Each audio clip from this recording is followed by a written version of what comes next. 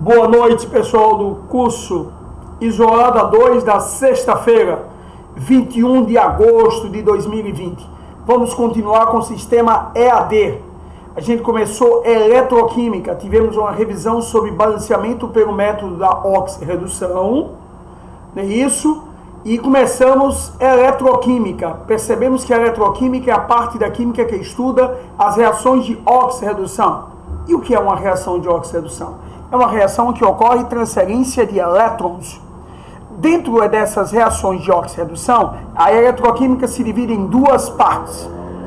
Quando você vai ao laboratório ou dia a dia e a reação gera energia, você chama isso de pilha, acumuladores ou bateria, que é onde a gente parou e ainda não terminou essa parte. Uma segunda parte é quando a reação não gera energia. Ela precisa de energia para acontecer. Aí nós chamamos de eletrólise. É lógico que a eletrólise ocorre por condução da corrente elétrica. E aí a gente volta ao primeiro ano.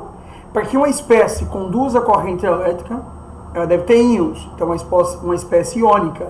Se ela é iônica, ela só conduz em duas condições. Ou em fusão ou em meio aquoso. E se ela é ionizável, só em meio aquoso. Então só pode ter eletrólise de fusão e de meio aquoso.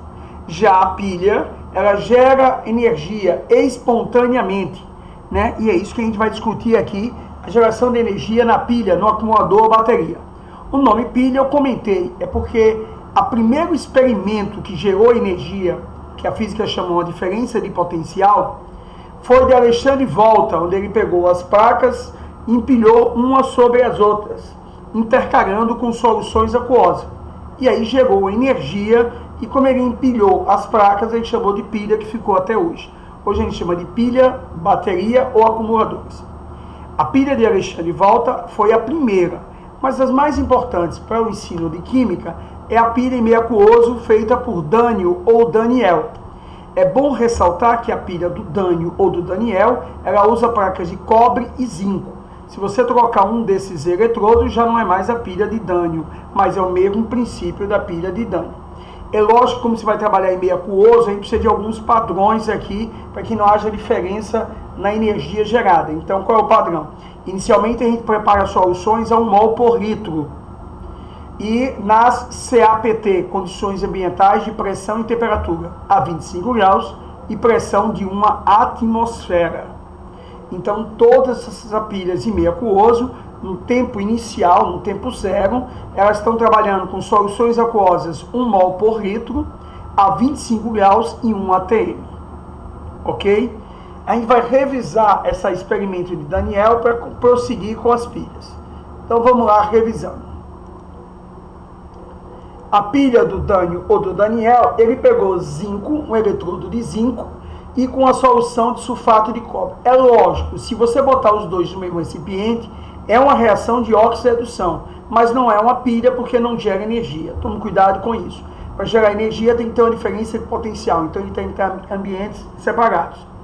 Então, mas eu tenho um eletrodo de zinco que tem NOx zero e eu tenho um sulfato de cobre de cor azul, coloração azul, cobre 2+. Quando o zinco entra no lugar do cobre, o cobre sai na forma metálica. E aí o zinco, que era metal, vira o íon zinco formando sulfato de zinco. A solução que era azul passa a ser incolor, porque sulfato de zinco é incolor. O zinco, que tem uma cor acinzentada, recebe um depósito de cobre avermelhado, ou o cobre avermelhado vai para o fundo do sistema. E a lâmina de zinco sofre um desgaste porque deixou de ser metal. O cobre iônico sai da solução e vira cobre metálico. Então o zinco que oxida tem uma perda de massa, um aumento na concentração do íon. O cobre iônico, não é o metálico, o cobre iônico que reduz tem um aumento da sua massa, deixa de ser íon, vira metal, e tem uma diminuição na concentração do cobre iônico em solução. Bom, uma forma iônica é o zinco 2+, vai transferir 2 elétrons para o cobre, e aí vira cobre metálico. Daniel percebeu que esses elétrons poderiam ser transferidos de zinco para o cobre 2+, por um fio condutor externo, e esse movimento produz uma corrente elétrica, gera uma DDP. Então vamos agora é o experimento do Daniel ou do Daniel. Repare que eles estão em semicélulas separadas. eu tenho o eletrodo de zinco numa solução de sulfato de zinco, o eletrodo de cobre numa solução de sulfato de cobre. O cobre é avermelhado, a solução de sulfato de cobre é azul. O zinco, na verdade, é acinzentado e a solução é incolor, correto? Depois eu explico essa questão da ponte salina. O que é que vai acontecer aqui? Entre zinco e cobre, quem é mais reativo na fila de reatividade?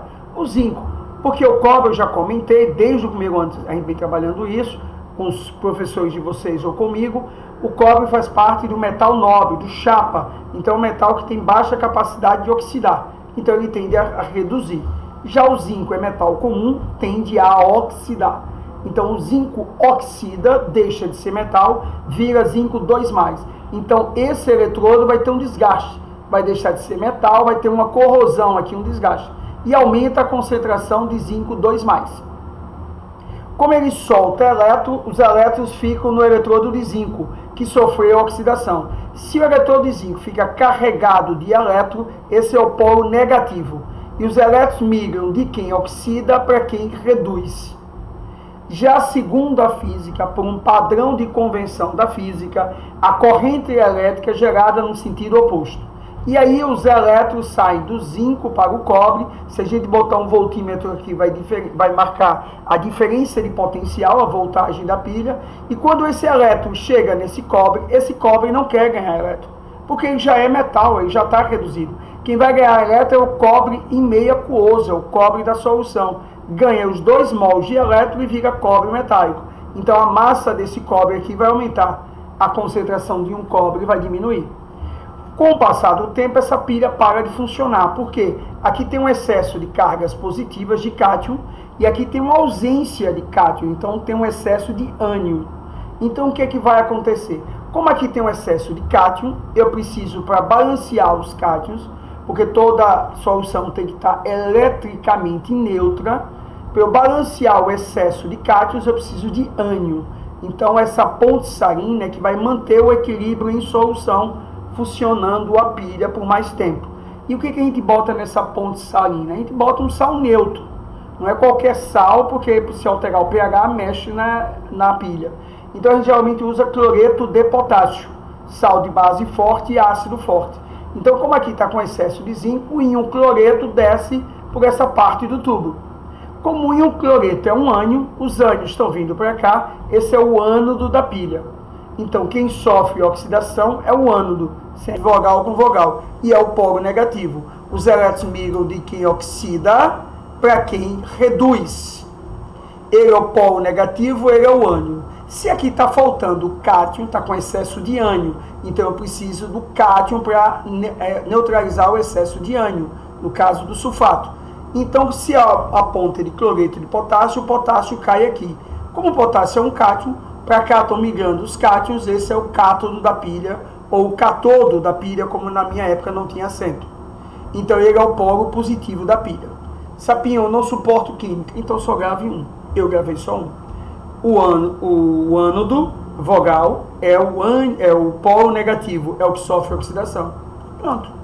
O cátodo é tudo ao contrário. De onde migram os elétrons? Do ânion para o cátodo. De quem oxida para quem reduz. E a corrente elétrica no sentido inverso. Se ele deixou de ser metal, sua massa diminui, sua concentração aumenta. Se ele era íon, virou metal, sua massa aumenta, sua concentração diminui. E eu resolvo qualquer pilha. Ok? Então vamos lá.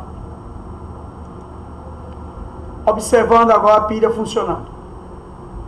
O eletrodo de zinco vai se desgastando aqui. É um desgaste, porque ele deixa de ser metal e passa a ser íon, aumentando a concentração do íon zinco em solução. Ok? O eletrodo de cobre terá sua massa aumentada. Os elétrons vêm por aqui. Esse cobre não recebe elétron, porque ele já é metal. Quem recebe elétron é esse íon cobre, virando cobre metálico, aumentando a concentração de íon cobre, de cobre metálico na solução, ou na praga. A solução de sulfato de zinco vai mais concentrada, porque está recebendo mais zinco. A solução de sulfato de cobre vai diminuindo, mais diluída. Então perde a tonalidade azul. Nas soluções temos a passagem dos íons em excesso de um lado para o outro, através da ponte salina. Agora tem um detalhe, e se o vestibular não der ponte salina, a pilha para de funcionar? Em tese sim, a não ser que essa parede toque nessa e seja porosa. Se eu tenho uma interface porosa, aí o excesso de zinco vai para lá, o excesso de sulfato, já que está faltando cobre, vem para cá. E aí mantém o balanceamento dos íons em solução. Ok? Não precisa ter a ponte salina se a parede da pilha, se a interface da pilha é porosa. Aí não precisa da ponte salina. E se mantém o equilíbrio dos íons em solução. Agora, se a parede não é porosa e não tem ponte salina, a pilha tende a parar de funcionar rapidamente por um desequilíbrio dos íons em solução. Então, para que serve a ponte salina? Para manter o equilíbrio de íons em solução, apenas para isso.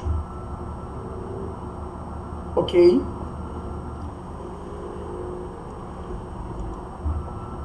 Nesse processo, teremos simultaneamente a ocorrência das seguintes reações. Do zinco vira zinco metálico, iônico. E aí ele perde elétrons, sofre oxidação. A massa do zinco diminui e a concentração do íon zinco aumenta. Como ele liberou elétron, ele é o polo negativo. O ânodo, quem sofre oxidação, e é o polo negativo. O cobre iônico da solução, não é o cobre da placa, é o da solução, ganha esses 2 mols de elétron e vira cobre metálico. Lembre que isso aqui representa mols. São 2 mols de elétron. A quantos elétrons o cobre ganhou? Se você disser que é 2, perdeu. É 2 vezes a constante de Avogadro. 2 vezes 6 vezes 10 elevado a 23. Toda equação química representa mols. 1 mol de cobre 2+, ganhou 2 mols de elétron e virou 1 mol de cobre metálico. Aí esse cobre metálico é depositado no eletrodo, aumentando a massa de cobre metálico, diminuindo a concentração do íon. Houve uma transferência de elétron e uma reação de óxido-redução. Se você não corta os elétrons, seu balanceamento está errado. E aí eu vou ter como equação global, zinco metálico mais cobre iônico se transformou em zinco iônico, cobre metálico. Se eu quero representar a pilha sem mostrar aquele desenho, eu boto primeiro quem oxida, zinco barra zinco 2+, 2 barras, cobre 2+, virando cobre metálico. E aí eu sei o exemplo da solução. Agora vamos lá.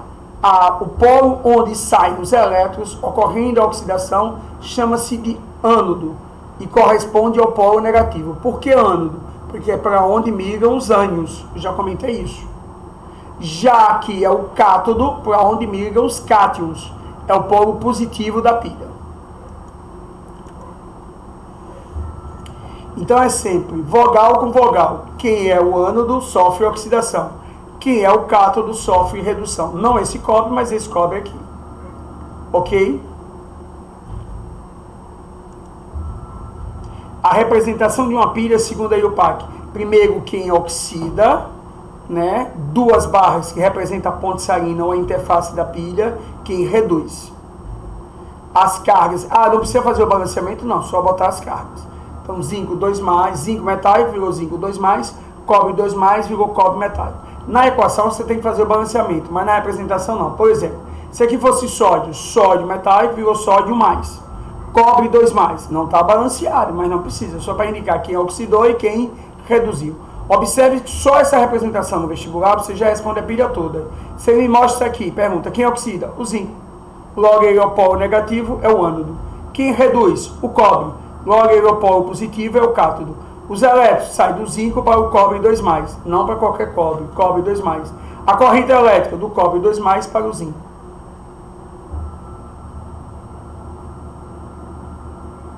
A massa do zinco diminui. A concentração do íon zinco aumenta. A concentração do íon cobre 2+, diminui. A massa de cobre metálico aumenta. Os elétrons vão nesse sentido e a corrente elétrica no sentido inverso. E aí eu tenho toda a pilha. Eu terminei aí, agora eu vou fazer o exercício 1. Parei aí, correto? Na aula passada, fiz retomar para eu começar no próximo slide o primeiro exercício, ok? Só um tempinho e a gente volta para a segunda etapa dessa aula.